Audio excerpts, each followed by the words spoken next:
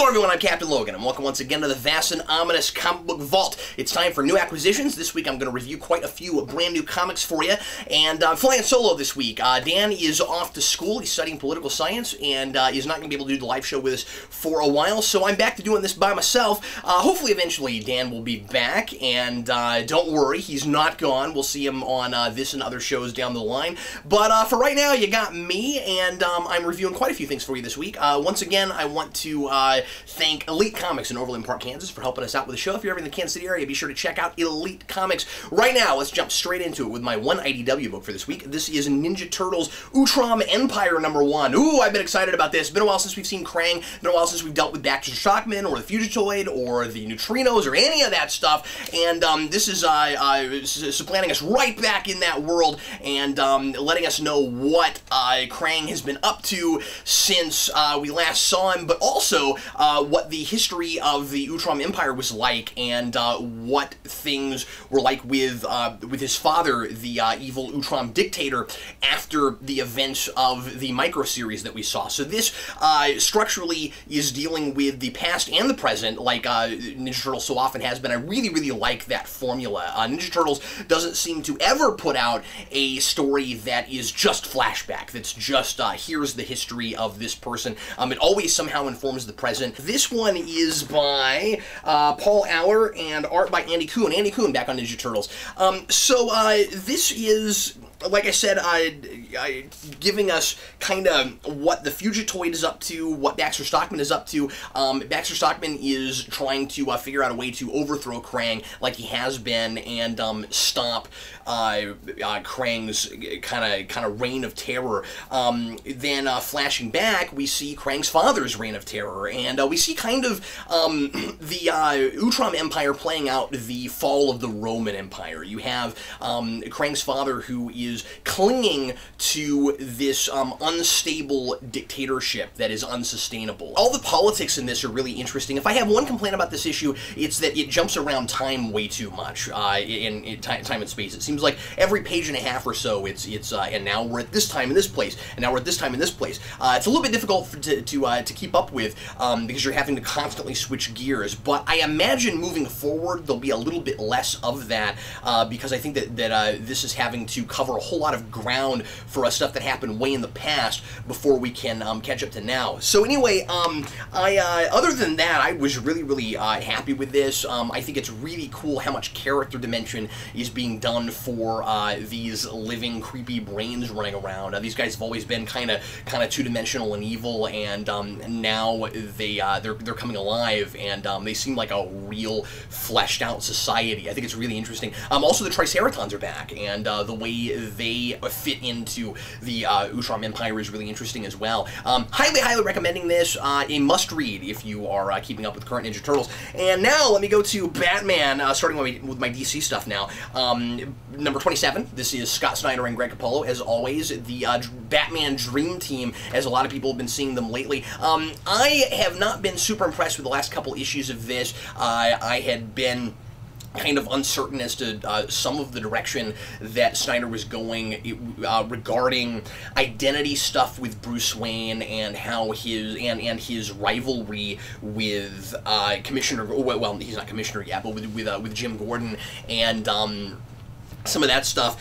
Snyder absolutely hooked me with this issue.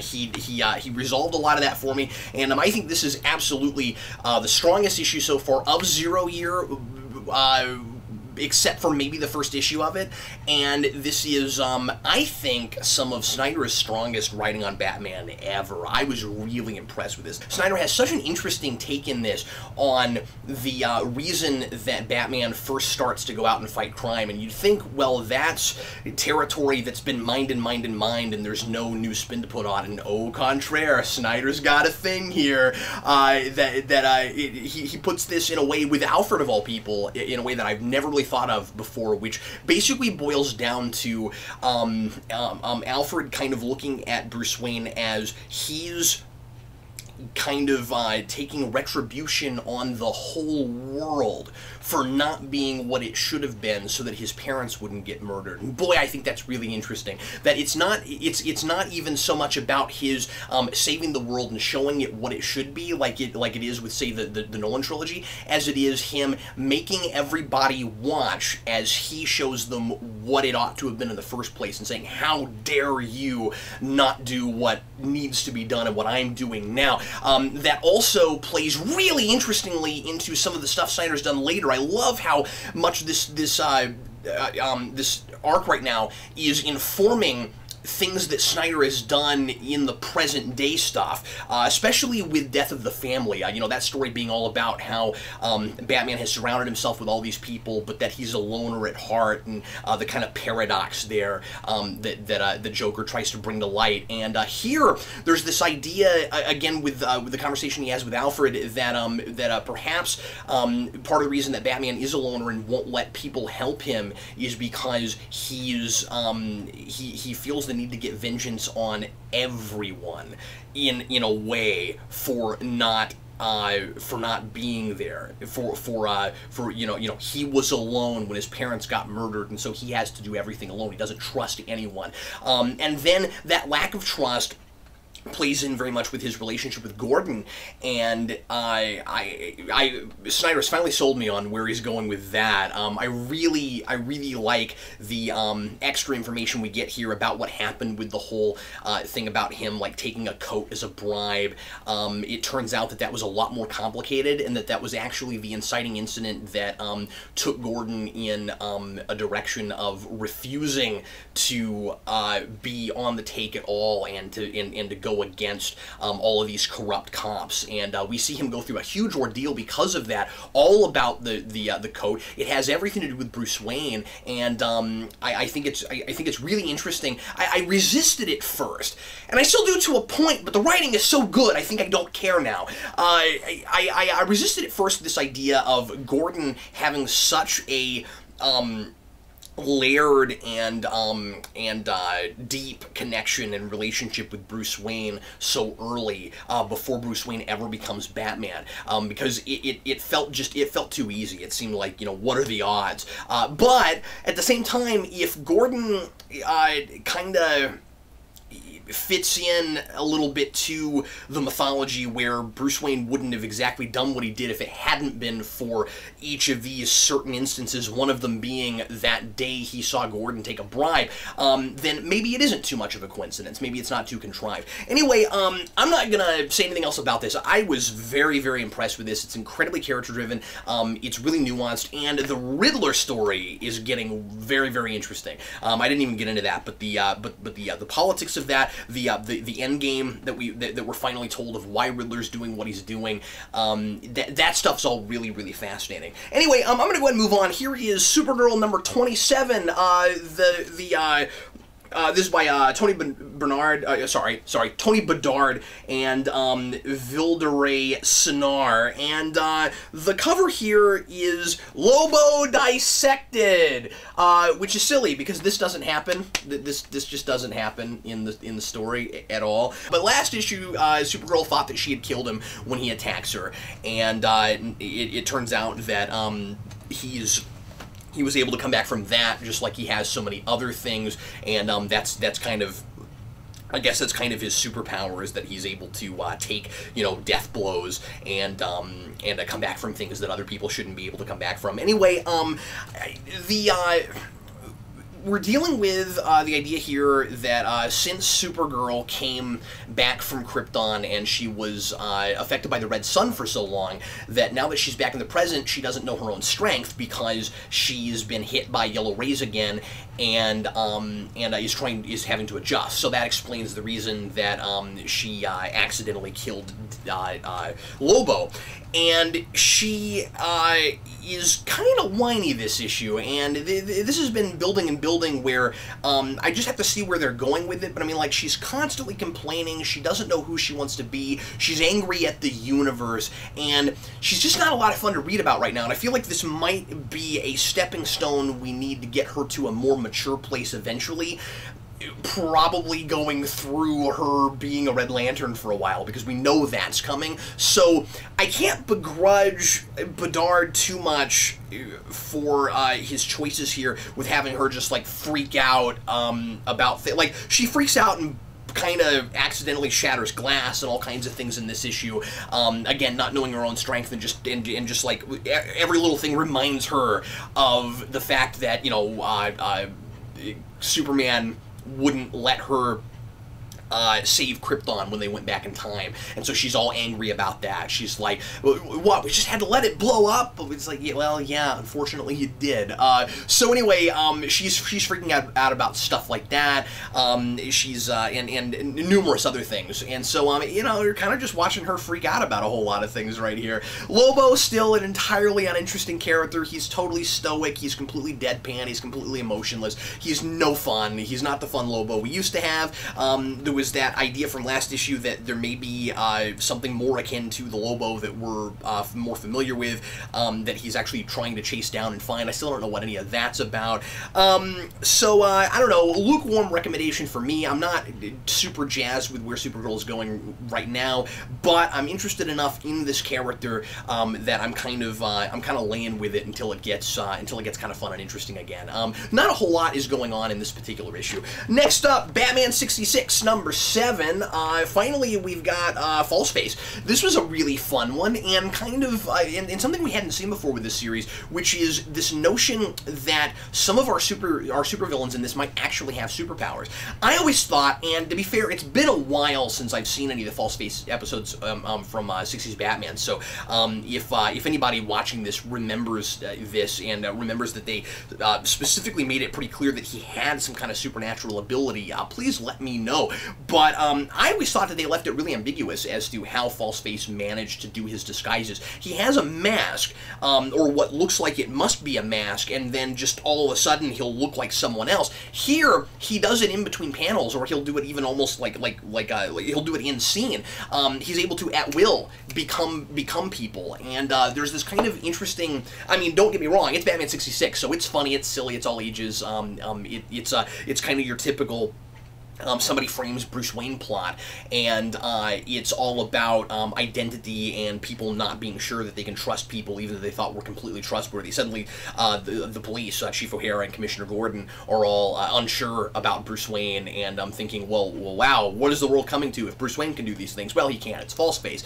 And so, but there's this kind of interesting idea with Falseface where he kind of becomes the people that he turns into a little bit, and he's very convincing because he throws himself into the role. It's kind of like Clayface, and then by the end, there's this kind of almost sad notion with Falseface of you can never really be anything more than you are, even though because you keep choosing to do these horrible illegal things. You know, you keep making that choice, and so you're not able to transcend that criminal element to become anything akin to the people that you're pretending to be. So I thought all that was really interesting. The art in this is absolutely gorgeous. This is Parker writing. This is Jeff Parker still, and I think Jeff Parker's best script maybe so far. And Christopher Jones doing the art. Stunning artwork. This is absolutely gorgeous. I really like how he's drawing faces in this, but I also just really like how polished and crisp this is. This one looks the most like an episode of the TV show to me. And it reads a lot like one, except again, it's a little bit more grandiose. We get something in this that we never got to get in 60s Batman that they wanted to do and they didn't have the money, which is the Batplane. We finally get to see it. It's fantastic. I really love the 60s version of the Batplane, and I hope that eventually there's some kind of like a model or action figure type release of it. And then there is kind of neat little Joker story at the end of this that I was not real into the artwork on this one. I felt like a lot of the faces were really inconsistent and kind of sloshy. Art there by Derek Donovan. He does a serviceable job, but it's hard not to compare the two stories when you have two in the same book. And then Tom Payer writing here again, and it's a story. It's really silly. I'll briefly mention this. It's a story about the Joker deciding that he can get more done with less, so he's downsizing, and he fires most of his henchman staff, and he retains just one, and he isn't very fair as an employer to this guy. I think it's kind of fun seeing the contemporary woes and of present day encroaching a little bit on this, but it's still feeling perfectly 60s. Anyway, this was another really fun issue of that series, and now I'm gonna go on to a brand new all ages books. Wow, two Batman related all ages books in a row. Today is I'm gonna do Scribblenauts Unmasked #1. This is by Josh Elder and Adam Archer. Really enjoyed this. I've been playing Scribblenauts Unmasked. This is if you've never played Scribblenauts, it's this game where it's kind of a puzzle-solving thing with a little bit of platforming, and more platforming the more they're making them, where in order to solve problems, you are able to type in any noun you can think of, and you can also, with the games now, modify those nouns with adjectives, and they create things on the screen that you can use to solve problems. Well, they made this DC Comics one where you do the same thing, except that it's they've taken the character Maxwell and put him in the DC universe, and he's going around having to help Batman and other superheroes, copious amounts of superheroes, solve problems and stop villains, and it's really fun. This is almost, story-wise, this is kind of this is kind of a sequel to that, really, which is odd because it came out recently, but I guess they didn't want to just adapt the story from the game into this. By the way, the story in the game is pretty decent for what it is. Yeah, it's kind of just an excuse to have a video game, but surprisingly great voices for all the characters. It's all in text, which I really kind of appreciate, and the kind of silly tongue-in-cheek, but still like with the voices of the characters the way you mostly remember them. All of that spirit is still in this, and I really like it. So this is for a kids book, for an all ages book. This is really wordy, and I don't think it's too wordy. I mean, like I said, it's completely in the spirit of that game, so it's as much so as that game was. And considering that it's a game about language, I'm kind of okay with just how much language there is in this book. But this would be quite a bit for a kid to trudge through. I really, for at least a little kid to trudge through. I kind of feel like this is a book that is for maybe some kids would really enjoy this, but I kind of think adults that grew up with Batman and Superman and DC stuff, that played some of these video games, it's kind of more for us. I really dug this. I thought this was all kinds of fun. You might be asking yourself, well, if you have the ability to create anything just by writing it down, how could anything ever possibly stop you? And the answer is, well, it really can. But what's kind of fun about this is getting to see all of the creative ways, this being a thing about imagination, all of the creative ways that Maxwell stops problems. And I kind of felt like I was getting pointers for the game. There's a couple places where I'm like, oh yeah, that would be really useful in that situation. I'll have to try to keep that in mind next time I play. It's also kind of fun just to see what characters get realized in this art style. This kind of like Tiny Titans, it's got its own style, and it's kind of fun to see what the characters look like in that. We've got Phantom Stranger in this one. We have Madame Xanadu in this one. Lots of fun stuff here. So yeah, I'm highly recommending this. I'm going to stay on this book. And now let's jump over to Marvel with Origin 2 by Kieran Gillen and Adam Kubert, or should I say Origin 2 #2.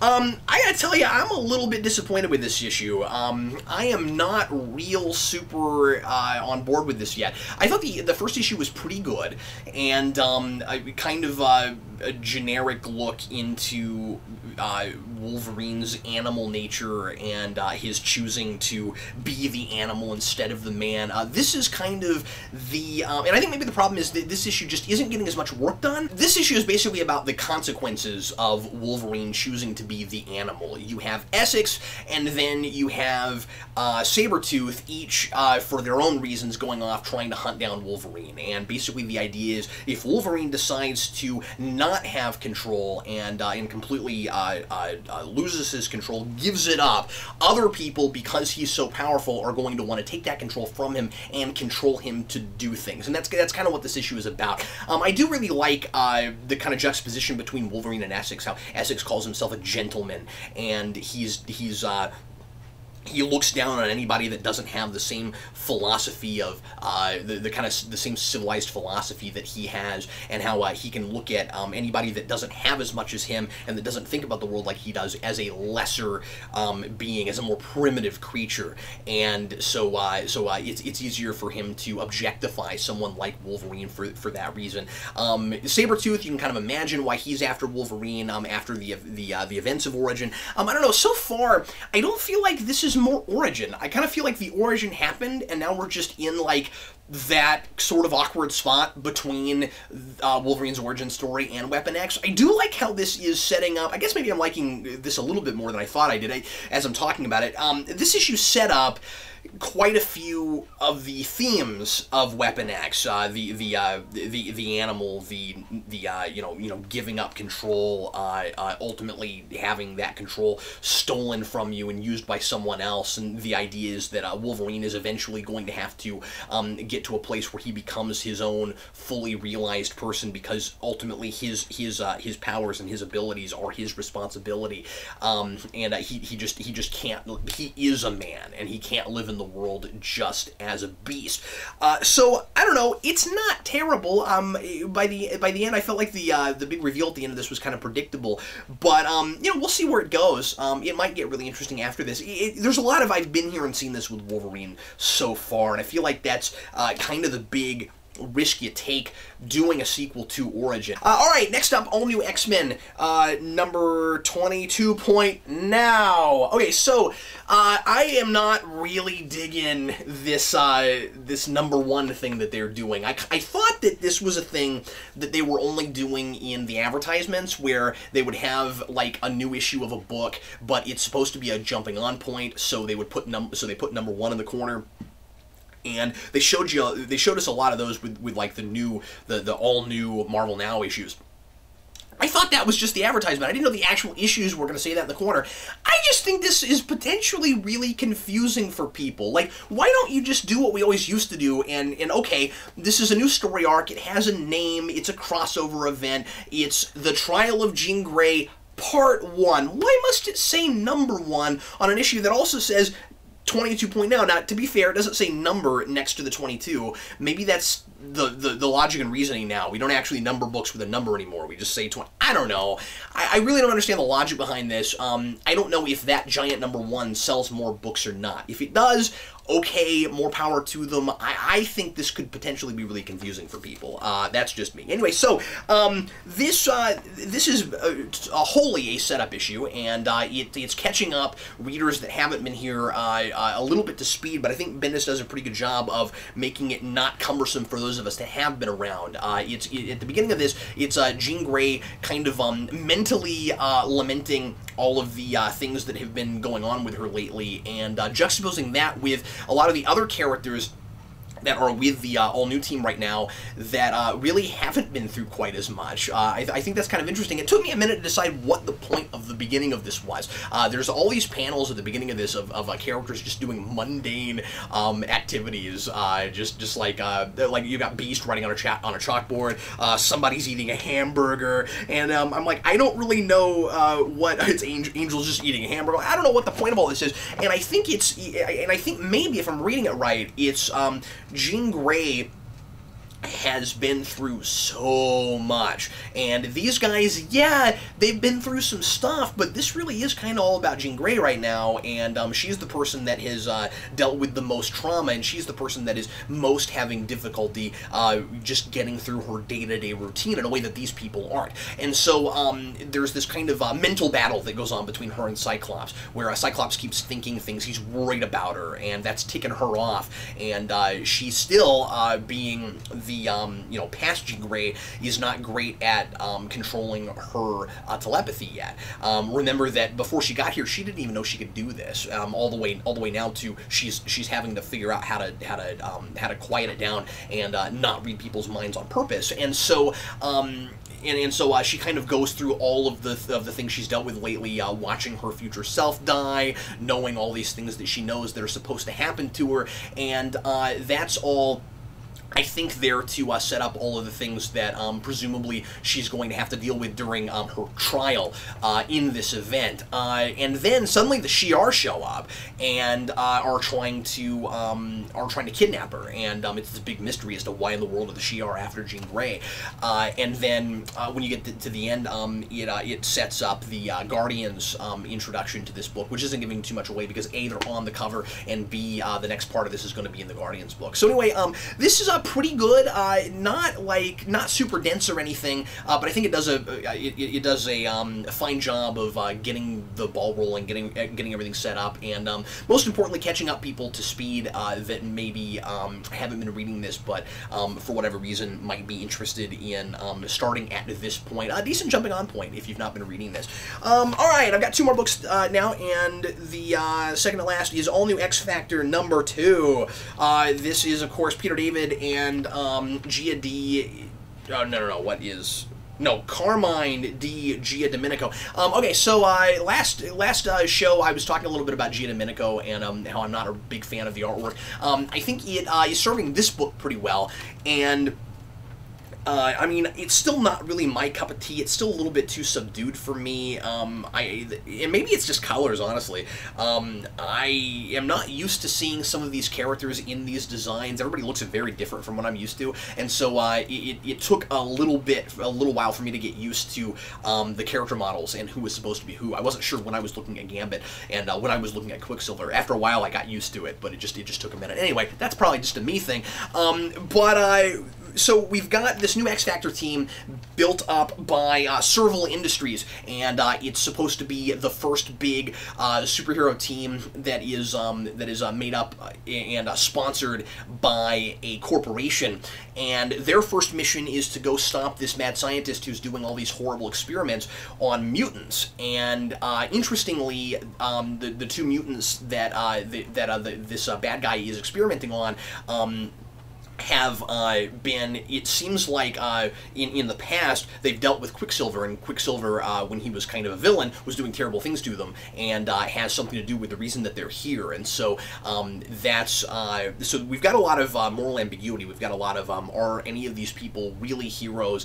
They're kind of straddling the fence, and of course they're on this team by a corporation, so presumably they're being paid to go do this stuff. And so anyway, there's a lot of really interesting stuff in here about how mutants are not living up to their full potential because they're not taking advantage of technology. I thought that was really interesting. We've got this mad scientist who has figured out a way to tap into the mutant genetic code so that if you tinker with it enough, you don't just have one power, you have every potential power that you could if you were a mutant. And he ends up injecting himself with the serum that he creates, and turns himself into this, and this like big evil scary mutant monster guy who's all like, see, you mutants, you're not living up to your potential, you have to use science to play God and force evolution and all that kind of stuff. I think this is all really interesting. It's mostly a big fight scene with that guy, but there's some pretty good character stuff. Last issue excuse me, was mostly Gambit centered. This one I felt like was kind of a little bit broader and not really specifically in anybody's head for the most part, but if it was anybody's story, it was more Quicksilver's than it was his, but I thought that it was kind of a little bit more idea-driven. We'll see if things get a little bit more brought together in 3 as they're dealing with the aftermath of what happens here, and kind of, considering these events and what they mean. Anyway, I'm still really liking this. I think that if you, once again, weren't reading the last X Factor book, but you maybe like Peter David, or you may be a Gambit fan, or you've been wondering where Quicksilver was for a while, I would definitely suggest going back and finding the first issue of this. I wonder if this is going to be shipping... This is going to be double shipping, because I think, if I'm not mistaken, the last issue I got of this was a couple weeks ago, so... The last book I've got this week is kind of in off the beaten path one. This is a indie book from Archaea Black Label, which is a press that apparently recently merged with Boom Studios. And they used to do mostly just trades. They were doing some single issue stuff back in the early 2000s. They kind of jumped off of that and became mostly like a graphic novel press. Now they're back to doing single issues again, and this is one of, if not maybe their first big one. This is Hacktivist #1 with by Alyssa Milano and Colin Kelly, with art by Marcus Toe. And good lord, is Marcus Toe on his game here. This is a beautiful looking book. It's bold, it's stunning, and this is really, really competent storytelling. So this is about these two brilliant hacker friends who put together this like multi-billion-dollar company called Your Life, which is this new social network. And this is, in my opinion, the most fascinating thing about the book. This is actually a front company for something else, which I'll get to in a minute. But the social network itself is really interesting. The idea is that it's supposed to be all about privacy, and it allows you to store all of your information on your own server, so that you don't have bots and things like going through your page and your profile and getting information about you and sending it to other places and stuff. So everything is completely separate, but then the whole idea is still looking at everybody that is involved in this site as one big organism, all pieces of a greater whole, so that if you know what you want in life and you put it out there, and the big example they use is there's a guy who like wants to be a chef. And so he puts out that he wants to be a chef, and then there are 6 million people using this site, and as an organism, the parts that need to come together to make him be able to become a chef all come out of the woodwork and come together, and then poof, he's a chef. Bingo. I think that's absolutely fascinating, and a really interesting kind of predictive sci-fi thing. This kind of thing is not that far in the future. This is an even futuristic technology. They're using the internet as it is, and it's really interesting that like people sort of kind of try to use Facebook and things like that, but there are a lot of hoops you have to jump through in order to, socially, to social network and things on Facebook, and there's a lot of money that goes into it and stuff like that. Here, it's not that. It's quite a bit easier, and like I said, just this idea of individuals versus versus an organism is really interesting, and the two main characters have the dynamic too. One of them looks at things more in the sense of individuality and you make your own destiny, and everybody is completely unpredictable, and they just do things. And the other one is constantly looking for patterns and thinks that people subconsciously are always kind of slaves to the same pattern, and he's looking for what those are. So that's all really interesting. So what they do is they use this as a front company to go into other countries' computer systems and internet systems and hack into them and start revolutions and to try to overthrow oppressive governments. I thought this was absolutely fascinating. There's a really good techno thriller. The politics are interesting. It's very present day and kind of about current kind of hot button issues, and so it could turn people off in that way because it might hit a little too close to home for some people. I'm surprised it didn't for me. I'm not usually into that kind of thing. I usually read comics to kind of escape a little bit, but also I read comics to. I read, stories in general for a little bit of insight into the human condition and that sort of thing. And when I find it in something like this, I get very thrilled. This is about these characters as much as it is about the politics and about the intrigue and that kind of thing. But the intrigue is really interesting and nuanced. And I really like how the book is using the comic medium to do things that you couldn't do in other mediums. For instance, they give you a print ad for your life just right in the middle of the book, like as they're introducing this social network and the company. All of a sudden, there's like what looks like a print ad for it. In the same way that in a movie you might see like a commercial for something, and I think that's a really creative use of the art form. So anyway, I'm really recommending this one. If you're in the mood for something that's not superhero, that's a little bit different, and if you really like political intrigue, this is right up your alley. I really think Dan Torrey needs to be reading this. So anyway, I want to thank everybody as always for watching, and if you're ever in the Kansas City area, be sure to check out Elite Comics at Overland Park, Kansas, and thanks once again to them for helping us out with the show. If there's any comics you'd like us to review on the Comic Vault, you can always send those to our P.O. Box. That's Geekvolution, P.O. Box 14183, Lenexa, Kansas 66285, and I will be back with you with lots more videos very shortly, and in the meantime, I'm Captain Logan saying happy reading.